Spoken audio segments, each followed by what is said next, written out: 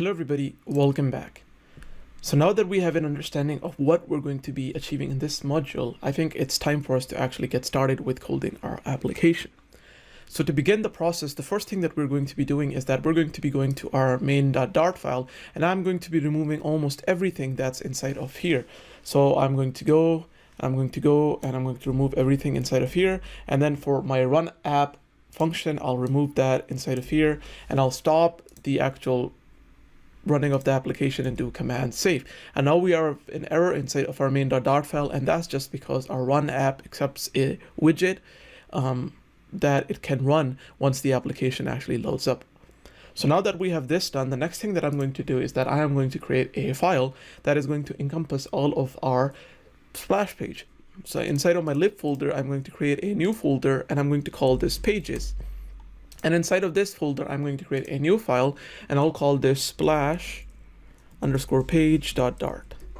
Once this is done, the next thing that I'm going to do is that I'm going to open up my splash page, and inside of here, I'll start coding. So the first thing that we need is that we need access to the actual material library provided to us by Flutter.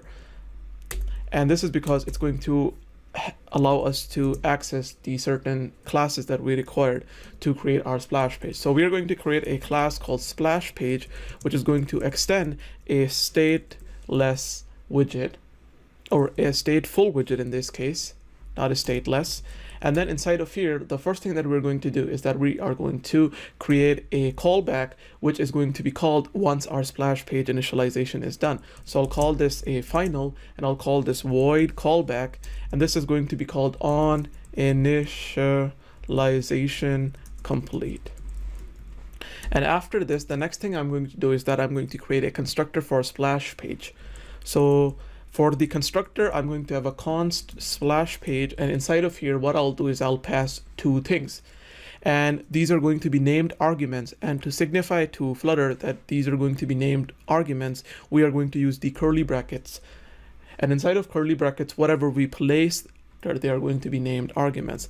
So I'm going to firstly say that these arguments are going to be required, and the first is going to be an argument of type key called key, and then the second is going to be called required, and then this dot on initialization complete. And with this, I'm going to add a comma and do Alt Shift F just to reformat the code, and then add a semicolon at the end. But before that, I'd like to actually pass the key to the super constructor, or the constructor of the super class. So I'm going to do super, and then inside of there, I'll pass key. So this is just going to pass from our constructor the key parameter that gets passed to us to the superclasses constructor, which is the stateful widget, the key. And that's pretty much all we have to do. Alt Shift F and command save to save our code.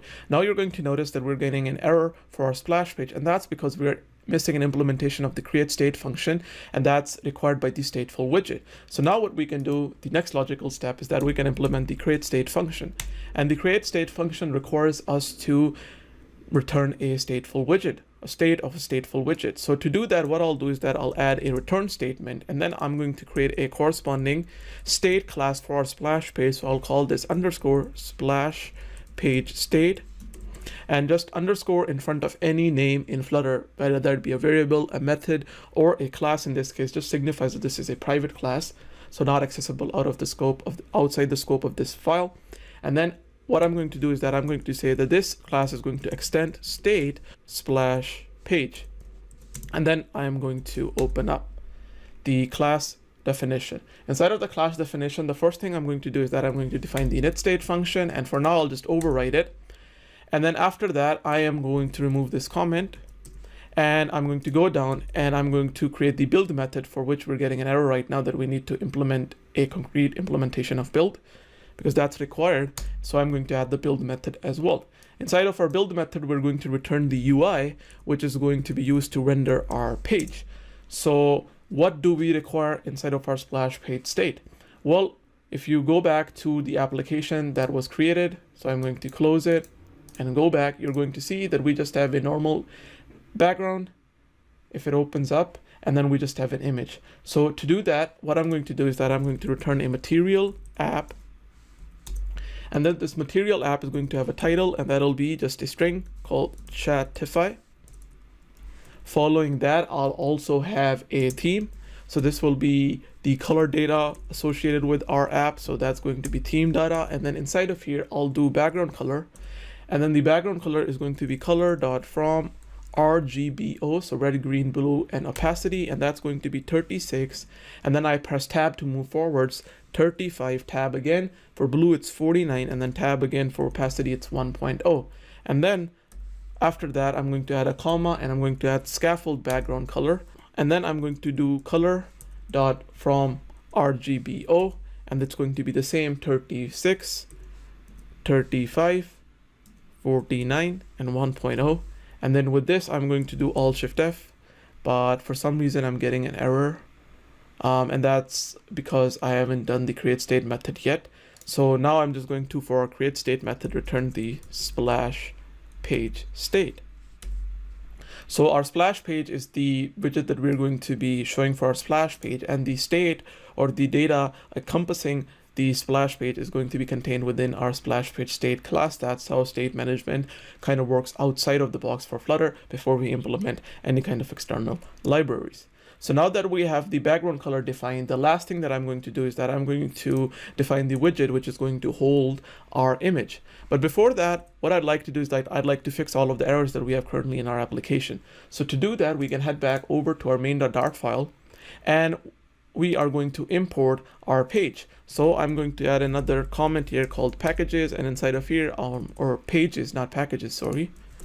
And then inside of here, I'm just going to do /pages, or in this case, /pages / and then it'll be splash underscore page .dart.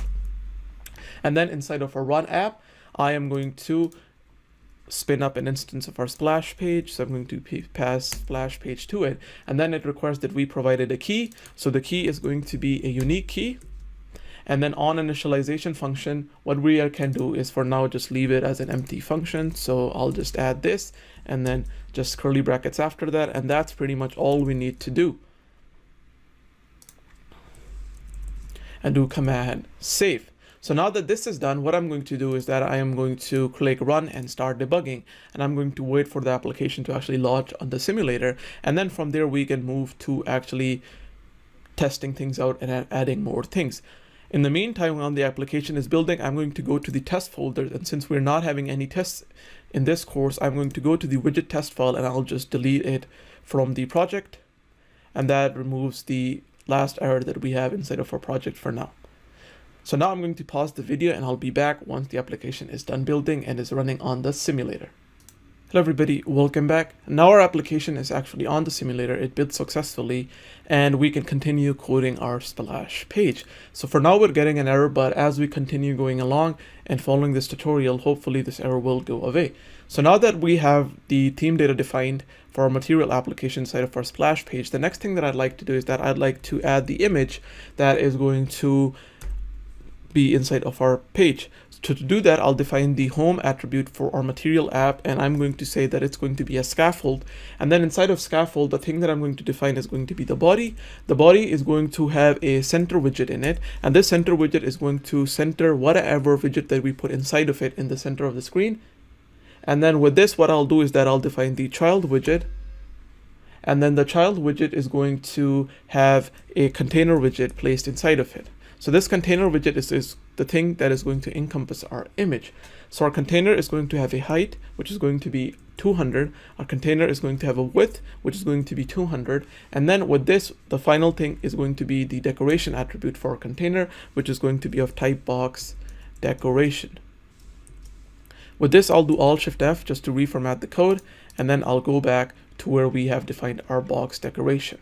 Inside of our box decoration, we're going to define the image attribute, and the image attribute is going to say that we'll have an image of type decoration image. This image is going to have a fit, and the fit will be box fit.contain. This is, with my testing, this was the best fit that worked. And then we'll have an image, and the image is going to be of type asset image. So now that we have an asset image, we have to define a string or a path to where that image is. And that brings in the question of how do we import these static images inside of Flutter that are not dependent upon a URL that we just like to bundle with our application. Well, to do that, it's pretty simple. We first have to define an area inside of our project where we have access to that image. So we'll do that first, and then we'll actually let Flutter know where to get the access to such images. So to do that, inside of the main project folder, I am going to create a new folder, and I'll call this assets. Inside of the assets folder, I'm going to create a new folder. I'll call this images. And then I'm going to drag in the image that I have for the logo. And you can get this from our GitHub repo by downloading the code. And I'm going to put this inside of images. So now inside of our assets/images folder, we have logo.png.